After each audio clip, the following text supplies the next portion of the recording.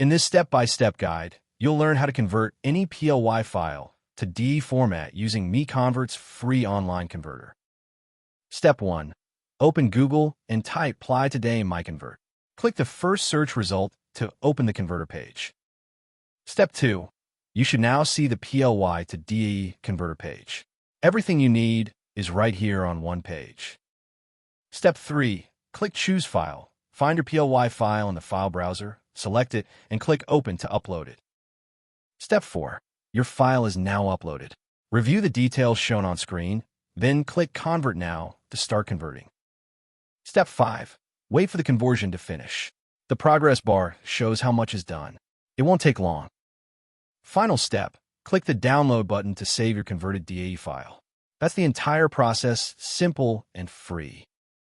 You've just converted PLY to DAE in under a minute. Visit MiConvert.com for more tools. Subscribe for more guides.